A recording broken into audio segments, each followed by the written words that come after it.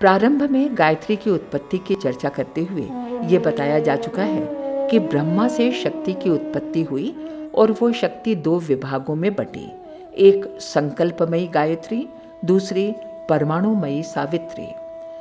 संकल्पमयी गायत्री का उपयोग आत्मिक शक्तियों को बढ़ाने एवं दैवी सानिध्य प्राप्त करने में होता है। आत्मिक गुणों और विशेषताओं के बढ़ने के कारण साधक को सांसारिक कठिनाइयां पार करना, स्वल्प साधन में भी सुखी रहना एवं सुखकर स्थिति को उपलब्ध करना सहज होता है। अब तक इसी विधि विधान की चर्चा यहाँ की गई है। यह योग विज्ञान है, इसे दक्षिण मार्ग भी कहते हैं। ये सत्य प्रधान होने से हानि रहित एवं व्यक्ति तथा समाज के लिए सब प्रकार से हितकर है। शक्ति की दूसरी श्रेणी परमाणुमयी सावित्री है। इसे स्थूल प्रकृति, पंचभूत, भौतिक सृष्टि आदि नामों से भी पुकारते हैं। इसमें प्रकृति के परमाणुओं के आकर्षण विकर्षण से संसार में नाना प्रकार के पदार्थों की उत्पत्ति, वृद्धि और समाप्ति होती रहती है। इन परमाणुओं की स्वाभाविक साधारण क्रिया में हेर फेर करके अपने लिए अधिक उपयोगी बना लेने की क्रिया का नाम विज्ञान है। यह विज्ञान दो भागों में विभक्त है। एक तो वह जो यंत्रों द्वारा प्रकृति के परमाणुओं को अपने लिए उपयोगी बनाता है। रेल, तार, टेलीफोन, रेडियो, हवाई जहाज, टेलीविज़न, विद्युत शक्ति आदि अनेक वैज्ञानिक यंत्र आविष्कृत हुए हैं और होने वाले हैं। यह यंत्र विज्ञान है।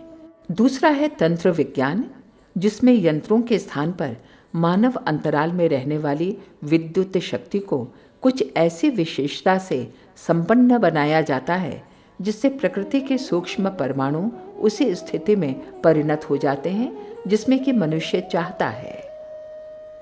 पदार्थों की रचना, परिवर्तन और विनाश का बड़ा भारी काम बिना किन्हीं यंत्रों की सहायता के तंत्र विद्या द्वारा हो सकता है। विज्ञान के इस तंत्र भाग को सावित्री विद्या, तंत्र साधना, वाम मार्ग आदि नामों से पुकारते हैं। तंत्र विद्या एक स्वतंत्र विद्या है। यहाँ उसके आधार और कार्य की चर्चा नहीं की जा सकती। इन पंक्तियों में तो हमें तंत्र के विज्ञान का थोड़ा सा परिचय कराना है। प्राचीन काल में भारत के विज्ञानाचार्य अनेक प्रयोजनों के लिए इसी मार्ग का अवलंबन करते थे। प्राचीन इतिहास में ऐसी अनेक साक्ष्यां मिलती हैं जिनसे प्रकट होता है कि उस समय बिना यंत्रों के भी ऐसे अद्भुत कार्य होते थे जैसे आज यंत्रों से भी संभव नहीं हो पाते। युद्धों में आज अनेक प्रकार के बहुमूल्य वैज्ञानिक अस्त्र शस्त्र प्रयुक्त होते हैं, पर प्राचीन काल में जैसे वरुणास्त्र जो जल की भारी वर्षा कर दे, आग्नेयास्त्र जो भयंकर अग्नि ज्वाला का दावानल प्रकट कर दे, सम्मोहनास्त्र जो लोगों को संज्ञा शून्य बना दे, नागपाश जो लकवे की तरह जकड़ दे, आज कहाँ है। इसी प्रकार इंजन, भाप, पेट्रोल के बिना आकाश में, भूमि पर और जल में चलने वाले रथ आज कहाँ हैं। मारीच की तरह मनुष्य से पशु बन जाना, सुरसा की तरह बहुत बड़ा शरीर बना लेना, हनुमान की तरह मच्छर के समान अति लघु रूप धारण करना, समुद्र लांघना, पर्वत उठाना, नल की भांति पानी पर तैरने वाले पत्थरों का पुल बनाना, रावण अहिरावण की भांति बिना रेडियो के अमेरिका और लंका के बीच वार्तालाप होना, अदृश्य हो जाना आदि अनेक ऐसे अद्भुत कार्य थे जो आज यंत्रों से भी नहीं हो पाते, पर एक समय बिना किसी यंत्र की सहायता के केवल आत्मशक्ति और तांत्रिक उपयोग से सुगमता पूर्वक हो जाते थे। इस क्षेत्र में भारत भारी उन्नति कर चुका था और संसार पर चक्रवर्ती शासन करने एवं जगतगुरु कहलाने का यह भी एक कारण था। नागार्जुन, गोरखनाथ, मच्छिंद्रनाथ आदि सिद्ध पुरुषों के पश्चात भारत से इस विद्या का लोप होता गया और आज तो इस क्षेत्र में अधिकार रखने वाले व्यक्ति कठिनाई से ढूंढे मिलेंगे। इस तंत्र महाविज्ञान की कुछ लंगड़ी लूली, टूटी फूटी शाखाएं प्रशाखाएं जहाँ तहाँ मिलती हैं, उनके चमत्कार दिखाने वाले जहाँ तहाँ मिल पाते हैं, उनमें से एक शाखा है दूसरों के शरीर मन पर अच्छा या बुरा प्रभाव डालना। जो इसे कर सकते हैं वे यदि अभिचार करें तो स्वस्थ आदमी को रोगी बना सकते हैं, किसी भयंकर प्राणघातक पीड़ा, वेदना या बीमारी में अटका सकते हैं, उस पर प्राणघातक सूक्ष्म प्रहार कर सकते हैं, किसी की बुद्धि को फेर सकते हैं, उसे पागल, उन्मत्त, विक्षिप्त, मंदबुद्धि या उल्टा सोचने वाला बना सकते हैं।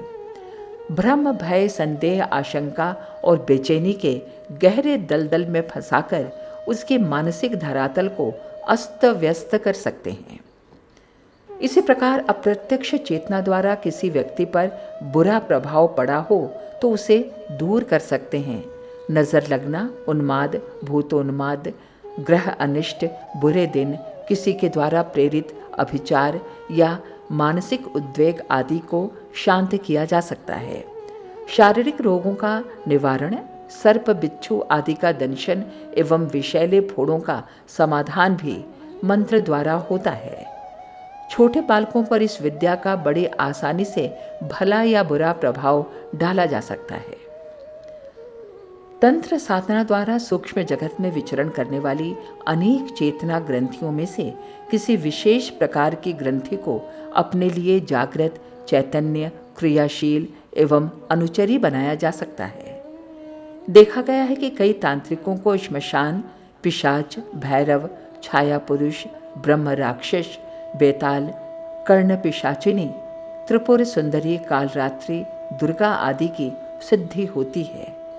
जैसे कोई सेवक प्रत्यक्ष शरीर से किसी के यहाँ नौकर रहता है और मालिक की आज्ञा अनुसार काम करता है, वैसे ही ये शक्तियाँ अप्रत्यक्ष रूप से उस तंत्र सिद्ध पुरुष के वश में होकर सदा उसके समीप उपस्थित रहती हैं और जो आज्ञा दी जाती है उसको वे अपनी सामर्थ्य अनुसार पूरा करती हैं। इस रीति से कई बार ऐसे ऐसे अद्भुत काम किए जाते हैं कि उनके कारण आश्चर्य से दंग हो जाना पड़ता है। होता यह है कि अदृश्य लोक की चेतना ग्रंथियां सदा विचरण करती रहती हैं। तांत्रिक साधना विधानों द्वारा अपने योग्य ग्रंथियों को पकड़कर उनमें प्राण डाला जाता है। जब वे प्राणवान हो जाती हैं तब उनका सीधा आक्रमण साधक पर होता है।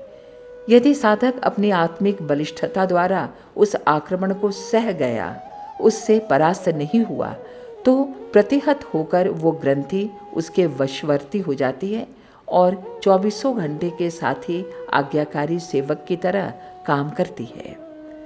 ऐसी साधनाएं बड़े खतरे से भरी हुई होती हैं। निर्जन, श्मशान आदि भयंकर प्रदेशों में ऐसी रोमांचकारी विधि व्यवस्था का प्रयोग करना पड़ता है जिससे साधारण मनुष्य का कलेजा दहल जाता है।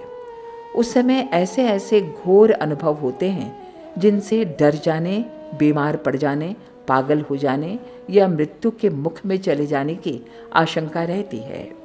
ऐसी साधनाएं हर कोई नहीं कर सकता। कर ले तो सिद्धि मिलने पर उन अदृश्य शक्तियों को साथ रखने की कष्ट साध्य शर्तें होती हैं, उनका पालन नहीं कर सकता। यही कारण है कि इस मार्ग पर चलने का कोई विरले ही साहस करते हैं। उनमें से कोई विरले ही सफल होते हैं और जो सफल होते हैं उनमें से कोई विरले ही अंतकाल तक उससे समुचित लाभ उठा पाते हैं। यहाँ तंत्र साधना की किन्हीं विधियों को बताने का हमारा कोई इरादा नहीं है, क्योंकि उन गुप्त रहस्यों को जनसाधारण के लिए प्रकाशित कर देने का अर्थ बालकों के क्रीड़ा स्थल में बारूद बिखेर देना है, जिनमें वे बेचारे क्रीड़ा कौतिक करने के उपलक्ष्य में सर्वनाश का उपहार प्राप्त करें। यह परंपरा तो अधिकार और अधिकारी के आधार पर एक दूसरे को सिखाने की रही है। हमें स्वयं इस मार्ग पर प्राणघातक खतरे में होकर गुजरने का कटु अनुभव है। फिर भोले भाले पाठकों को, श्रोताओं को कोई खतरा उपस्थित कर देने के लिए उस शिक्षण विधि को लिख मारने की भूल हम कैसे कर सकते हैं।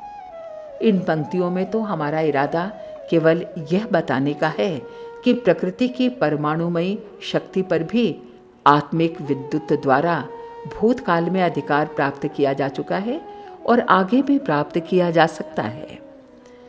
ये ठीक है कि आज ऐसे व्यक्ति दिखाई नहीं पड़ते जो प्रत्यक्ष रूप से ये प्रमाण दे सकें कि किस प्रकार अमुक यंत्र का काम अंदर की बिजली से अमुक प्रकार हो सकता है।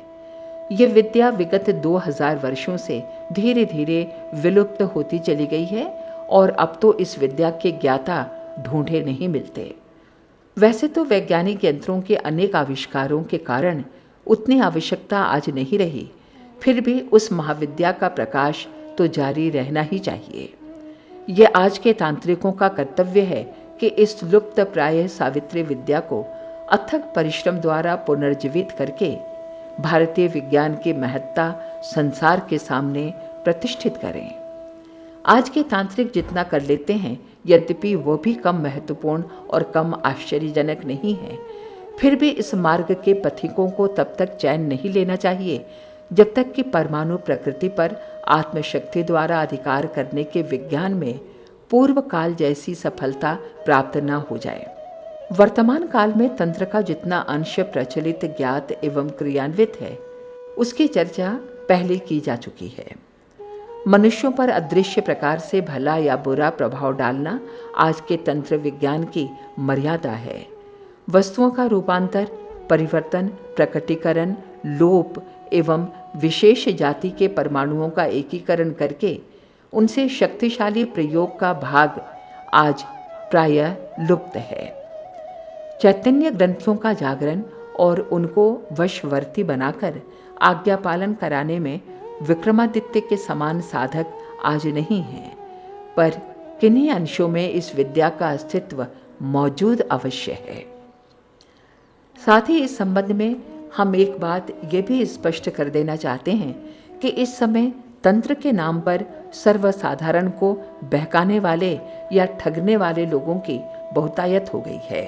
ऐसे लोग धन के लालच से या पारस्परिक राग द्वेष के कारण अन्य व्यक्तियों को हानि पहुंचाने की चेष्टा किया करते हैं। उनके प्रयत्न कहाँ तक सफल होते हैं अथवा उनके कथन में कहाँ तक सच्चाई होती है, ये तो दूसरी बात है, पर इतना अवश्य है कि ऐसे लोगों के कार्यों के परिणाम स्वरूप इस विद्या की बदनामी होती है और इसी लोग श्रेष्ठ जनों के अनुपयुक्त समझने लगते हैं। यह अवस्था सर्वथा अवांछनीय है और जो लोग ऐसा कुकृत्य करते हैं वे निस्संदेह दंड के भागी हैं। तंत्र शास्त्र में अनेक मंत्र हैं, पर उन सब मंत्रों का कार्य गायत्री से भी हो सकता है। गायत्री की संकल्प शक्ति की साधना यहाँ सविस्तार बताई जा चुकी है, क्योंकि ये सर्वहितकारी, सुलभ और सर्व मंगलमय है। परमाणुमयी तंत्र प्रधान वाम मार्गी सावित्री विद्या का विषय गोपनीय है। इसका परिचय मात्र इन पंक्तियों में दिया जा चुका है। इस संबंध में गुप्त बातों पर प्रकाश डालना और तत्संबंधी साधनाएं प्रकाशित करना जनसाधारण के हित में अनुपयुक्त है। इसलिए यहाँ इसे अधिक नहीं बढ़ाकर यहीं समाप्त किया जाता है। प्रस्तुत है शांति कुंज वीडियो ऐप, उपलब्ध है गूगल प्ले स्टोर पर। अभी डाउनलोड करें। हमारे YouTube चैनल शांति कुंज वीडियो गायत्री परिवार को सब्सक्राइब करें एवं बेल आइकन जरूर दबाएं ताकि गायत्री परिवार की विभिन्न गतिविधियों की जानकारी आपको मिलती रहे।